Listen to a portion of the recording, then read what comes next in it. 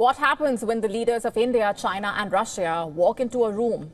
Well, they don't just meet, they define a new world order in a way. And in open defiance of the West, especially the United States, that's what was on display at the crucial SCO summit in Tianjin, when the Indian Prime Minister Narendra Modi joined the Chinese President Xi Jinping and the Russian President Vladimir Putin, along with leaders from other participating nations. The atmosphere was one of bonhomie, all handshakes and smiles, even laughter. Prime Minister Modi used his first trip to China in 7 years, in fact, to reset ties with Beijing, while deepening India's time-tested partnership with Moscow. And in his meeting with Vladimir Putin, Prime Minister Modi declared that India and Russia have always stood shoulder to shoulder, especially in difficult times. And in turn, the Russian leader called Prime Minister Modi his dear friend, even chauffeured him around in his armored limousine. Meanwhile, Prime Minister Modi also held talks with Xi Jinping in Tianjin, both sides pledging to be partners, not rivals. Border tensions resuming direct flights, boosting trade, topped that agenda. The bonhomie between Prime Minister Modi, President Xi Jinping, President Putin, coming against a very different backdrop, of course. US President Donald Trump has publicly lambasted India for buying oil from Russia. Washington has not just unfairly accused New Delhi of funding Putin's war in Ukraine. Last week, it slapped 50% tariffs on Indian goods headed for the United States. It's a penalty meant to make a point, to make India the scapegoat in a way, in what is essentially a West versus Russia conflict and has nothing to do with India. Just today, Trump's aide, Peter Navarro, accused India of profiteering from the war by buying discounted Russian oil. Of course, New Delhi has pushed back and reminded Washington that it was the US itself that once told India to buy Russian oil to keep global oil prices stable. But it doesn't matter what spin Trump and his administration want Americans to believe here. India's stand on Ukraine has not changed. Prime Minister Modi, in fact, made that clear even before arriving in China. He spoke with Ukraine's president, reiterating India's call for peace. Zelensky, in turn, said that New Delhi was ready to deliver the appropriate signal to Russia and other leaders during the meetings in Tianjin. And on Monday, at the SCO summit, Prime Minister Modi told Putin that he hopes Russia and Ukraine can move forward to end the war soon. Ukraine में चल रहे संघर्ष के विषय में हम लगातार चर्चा करते रहे हैं। हाल में किए गए शांति के सभी प्रयासों का हम स्वागत करते हैं।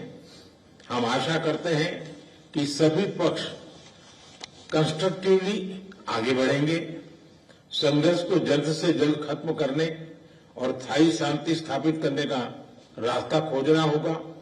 ये पूरी मानवता की पुकार है।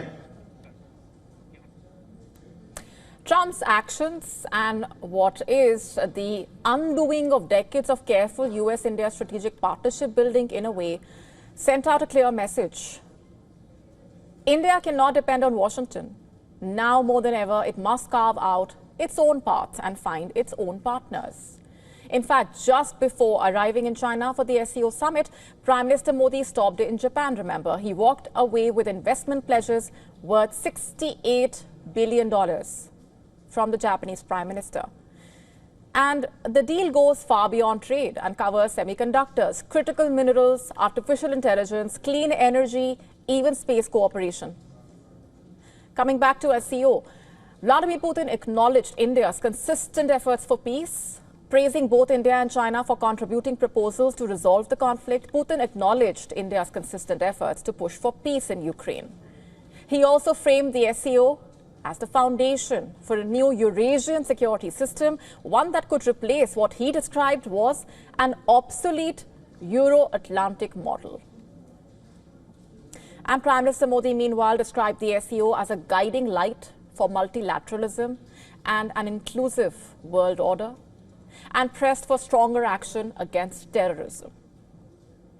Prime Minister Modi also used his time to press on the importance of condemning terrorism shortly after India won the SCO backing against terrorism, as the summit declaration condemned the Pahalgam terror attack, echoing India's stand.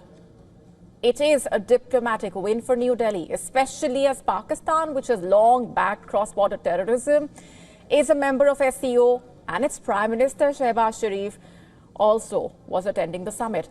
SCO member states further said perpetrators, organizers and sponsors of such attacks must be brought to justice. Chinese President Xi Jinping used his address to outline his vision of a new global order, one that openly challenges the United States. He pledged $280 million in free aid, $1.4 billion in loans for SCO members, urging them to leverage their mega-scale market in fields from energy to AI.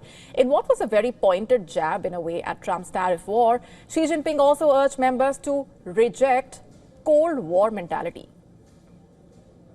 Fairness and justice, promote a correct understanding of World War II history, and oppose Cold War thinking, block confrontation, and acts of bullying. We safeguard the international system with the United Nations at its core, support the multilateral trading system centered on the World Trade Organization.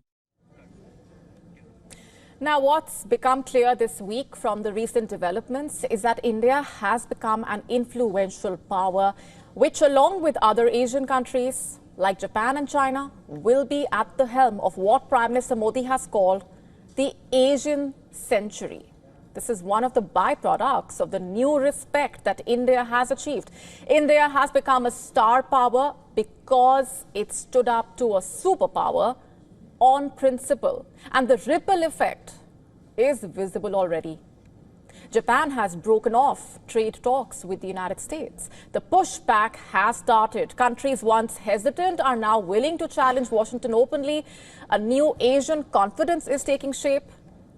Meanwhile, Trump supporters have run out of reasonable defenses, it seems. The world is watching. President Trump will have to realize that his actions have only weakened America. And the message from the SCO summit is loud and clear, that the world's balance of power is shifting. As the West closes doors, the East is opening up new ones. To stay up to speed with the latest news, download the WION app and subscribe to our YouTube channel.